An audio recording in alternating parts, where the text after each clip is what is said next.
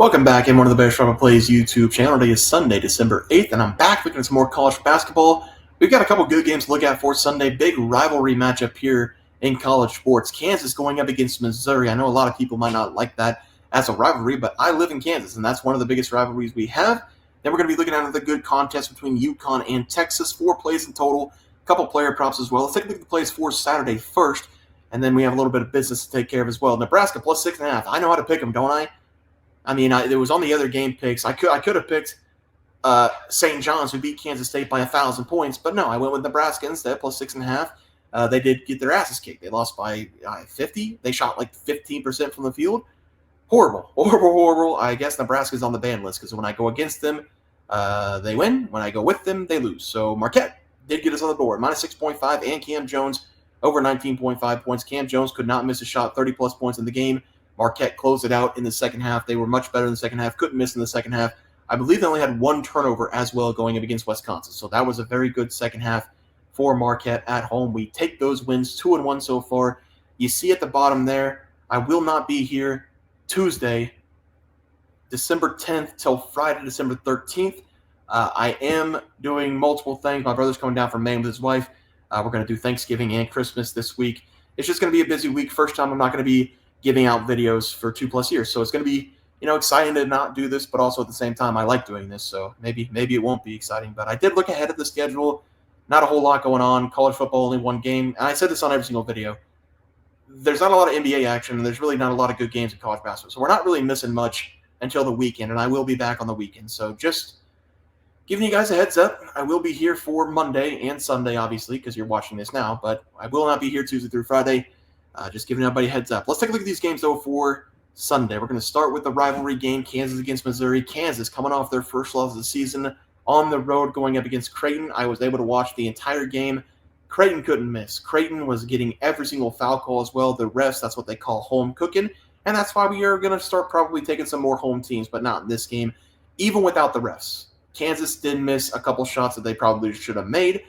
Bill Self did get himself a technical foul to try to switch the game up, try to get the refs off their back. Did not work. So that's just how the cookie crumbles sometimes. Kansas, I think they're obviously the better team. Also, Pop Isaacs in that game got hurt. He's going to have surgery. He's going to be out for the entire season for Creighton, so that really hurts Creighton as well. But going back to this game, this is a game that Kansas has dominated over the last several years. This dates back all the way to 1907, but the Jayhawks over the last several years, they've been winners of 13 of 15 since 2022. Missouri has a win in 2009 and 2022. Those are the last times that they were able to win a game against Kansas.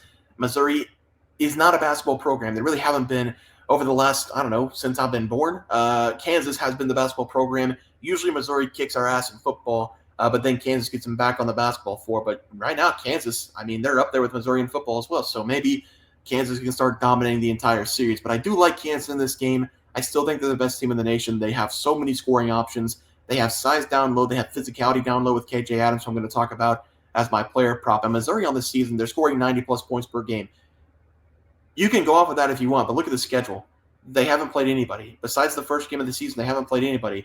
They haven't played a top 25 team. They haven't even played a top 60 team in KenPom besides Memphis. And Kansas has played 3 top 25 teams. They beat North Carolina. They beat Duke.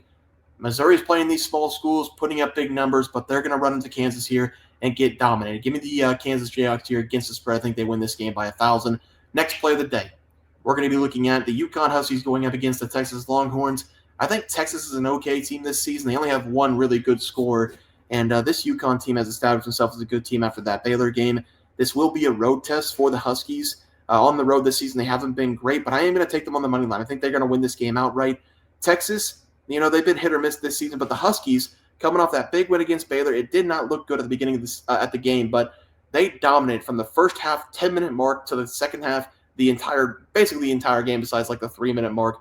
Had to make some free throws, looked kind of discombobulated at the end, but it looks like Dan Hurley decided to run the jumbo set, and he called that a jumbo set last season with Sanoga down low with Klingon, and against Baylor, he played Johnson and Reed together. Those are 2 massive men. They shut down O'Meara down low. That's what we're going to be looking for in this game as well if Alex Caravan does not play. If he does play, UConn's going to win this game by 20-plus points. If he does not play, they're going to win this game by 10-plus points. Texas does have a good player. Arthur Kaluma, he's from Creighton a couple years ago. He takes a lot of shots. He doesn't make a lot of shots, but he's scoring 14 points per game. And then they have Trey Johnson. he's a true freshman. This is going to be an NBA player, probably a top 5 pick. He's scoring 20-plus points per game. He's very good. If they can slow him down, though, UConn wins this game easy. I'll take them against the spread. Or I'll take them money line, I guess. I think they're going to be the underdog here as the play. Let's go to the player props. We're going to be looking at the same game to start. We're going to be looking at UConn going up against Texas. Caravan, again, he might play. He's dealing with that head injury. I'm not sure if he even has a concussion because he's not in concussion protocol. He flew back with the team.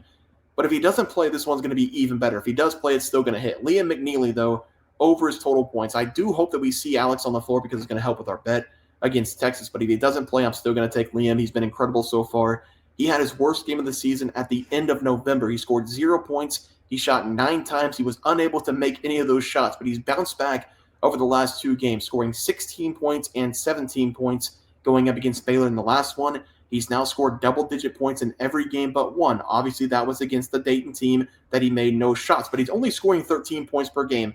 That number's been going up over the last 3 weeks. He played Colorado and Baylor, scoring 17-plus points in both those games, and he scored 20 points against Colorado. And if this kid finds his stroke from the outside, he's going to be very dangerous. He's only made 3 of his last 19 from deep, but he's taken 7-plus in back-to-back games. This is a bigger guy as well. 6'7". He can make a shot from anywhere on the floor. If he hits the deep ball, probably going to score 20-plus points. If not, he's still been good at going inside, getting some buckets, getting himself to the line. So I'm going to take his over total points, probably 13.5, 14.5 as the play here. And for the last play of the day, we're going to be looking at Kansas going up against Missouri. Give me KJ Adams over his total points. Kansas has all these transfers, all these great scoring guards, A.J. Storr, David Colt, Zeke Mayo. But people need to remember KJ Adams has been here. He's been here. He's been a great player for Kansas over the last couple years. He's a senior this year. He's scoring 9.6 points per game. He's been a big part of this team. Mainly his heart and soul is what keeps him on this team. He's been the guy that goes the extra mile every single play. He doesn't give up. He's just that kind of guy. He's a great teammate. He also has one of the best put shots, or push shots, I guess you can call it, from one of the big guys in the NCAA this season. He catches the ball in the middle. He turns around. So just a little push shot. And it works. It might not look pretty, but it works. He hasn't been a big scorer this season, but he did score 22 points against Furman. If he takes shots in this game, which I think he will, he's going to go over his total points. The reason I think he's going to take some shots, Kansas lost their last game. They're going to come out and be very physical, and they're going to be the more physical team against Missouri. KJ is the most physical person on this team. Again, Kansas coming off of that loss. They're going to want to get some aggression out. Plus, they've got extra motivation going up against Missouri. So these teams hate each other. Kansas coming off of a loss. We're going to see a lot of physical play. KJ Adams might score this alone in dunks. So he might go over 10 points and just dunks. So give me his over points as the final play of the day. Let's go to the recap graphic. We have Kansas against the spread. I'm going to guess 7, maybe 8. But they're going to win this game by double digits. UConn on the money line, I think they're going to be the underdog in this game, but I'm going to take the underdog on the money line. KJ Adams over his total points, 8.5, 9.5, somewhere around there. And then Liam McNeely over his total points, probably 13.5, 14.5 as the last play of the day. Guys, that's going to do it for the NCAA basketball picks and props for Sunday, December 8th slated games. If you guys enjoyed the content, please share to like this video and subscribe down below. See you guys next video, and thanks for watching.